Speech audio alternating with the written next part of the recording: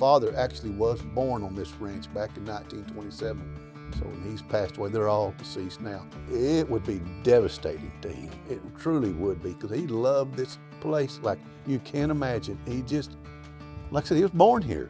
And so I get tearful. I really do when I think about taking it away from us. You know, history's meaningful to me. It's one of those things that being able to pass down an operation from one generation to the next, from me to my sons, is a huge deal. For folks that are in agriculture, I think you would find that to be the majority opinion. It's not just a business. This is our home, and this is where we have put all of our energy at a time in our life when truly we could have retired, but we opted to come here and to become a part of this land. I'm well aware of the eminent domain issues, and I don't like them any more than anybody else does. It's going to save a region. I empathize with them, especially those that have multi-generational ranches that have been in their family for generations. During that drought, the city's overall water supply levels dropped to less than 20%. There was a lot of fear that the city was going to possibly run out of water. You don't know how long these droughts are going to last. In the drought of 2011 to 2015, the city of Wichita Falls likes to talk about how low their reservoirs got.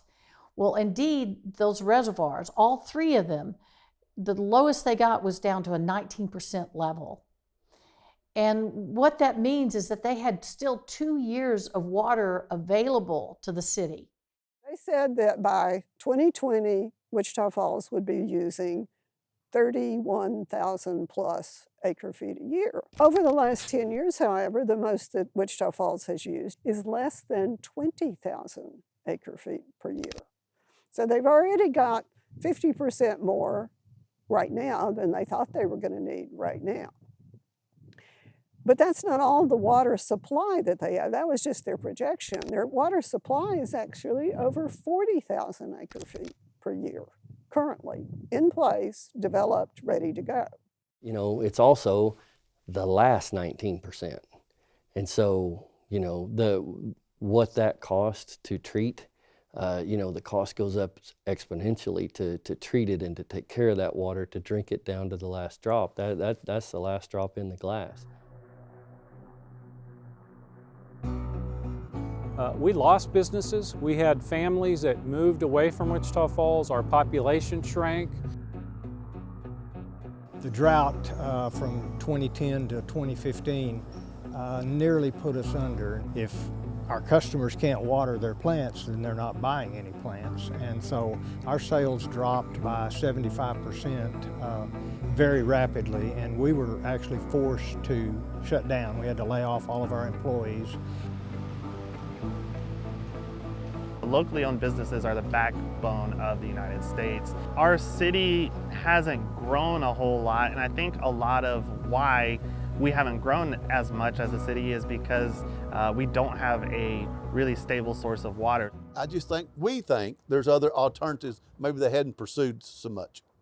And to me, that needs to be totally utilized first. And they did, oh my gosh, it's groundbreaking what they did with their affluent water by, you know, reacclimating it and pumping it down to Lake Harrowhead. Now they're using it for their drinking water. My gosh, no one else in the country that I know of has ever done that. We need another long-term water strategy. We need another 50 plus years of a water source. We have very limited options here. We don't have groundwater. We don't have river water.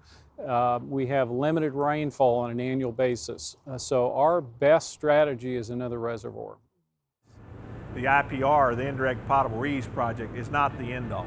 It won't supply us enough water long term.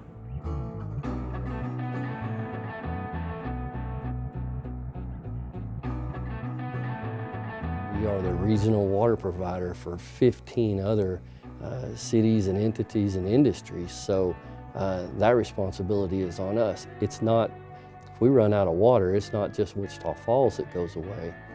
It's Holiday and Iowa Park and Electra and the other cities that are around us. The question I have asked really everybody, is what are the chances that we don't have water in those 3 lakes and there is water in Lake Ringgold? And so to me, if you diversify your water, and that is getting water from somewhere else, that gives you a better chance of having it.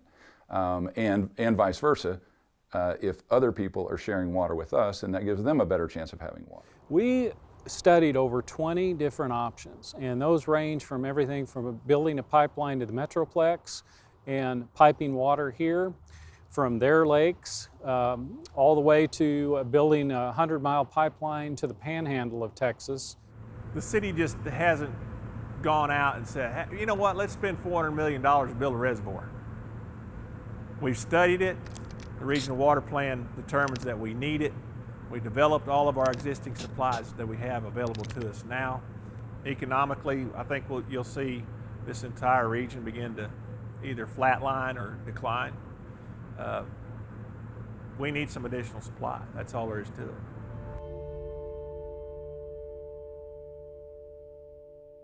I don't want my grandkids, my great-grandkids in the future to look back and know that I had the opportunity to do something about it at the time and I didn't. I raised my 3 sons out here. This is where they learned to work and learn to drive and learn how to work cattle and, and run equipment, to be a man. And I think that it's just a tough thing to consider that all this could just be wiped off. That's disturbing to me, it really is. When you ask me what I stand to lose and what Emory stands to lose, I can feel the tears welling up. God brought us here for a reason. Maybe Emory wouldn't say it like that, but I believe that. We have developed an intimate relationship with this piece of land. It sings to us.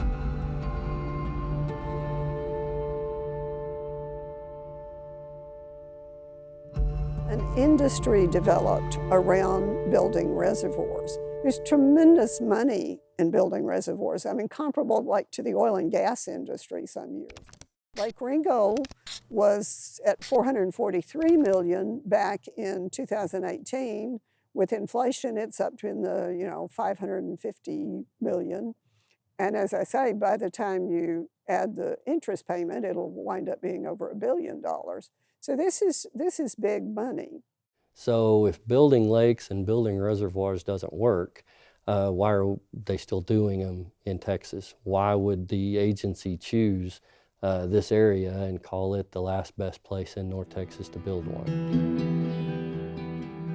When this reservoir, if it is built, it would sever the ranch into 3 distinct pieces. We wouldn't be able to go from where we're sitting right now to the center of the ranch. Some of the land that will be inundated by Lake Ringgold is some of the rarest and highest quality land that we could conceivably protect. It is native tall grass prairie, of which there's maybe 1% of the original prairie left.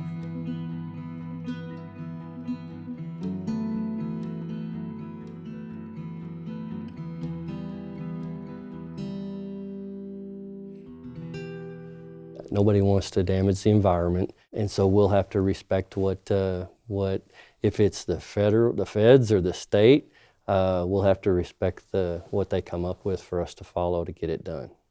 We won't have a choice. Those families will be some of the wealthiest families in North Texas by the time that this is completed. And I know that they say, well, it's not about the money, and I understand that very well, but sometimes it is. There is no amount of money that would get us to sell it. That money's not the issue that we're here fighting this for. Oh my gosh, we want money for it.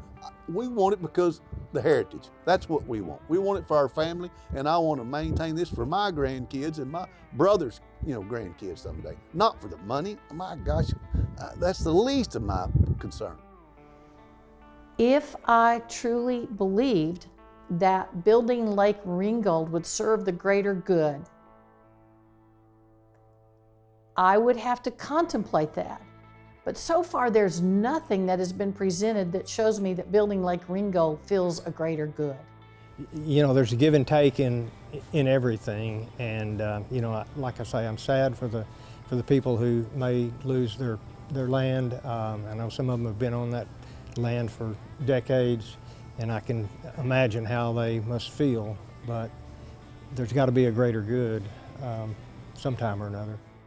I think the Wichita Falls future is in very good shape regardless, because I think our water situation is solid, even if Lake Ringgold is not built.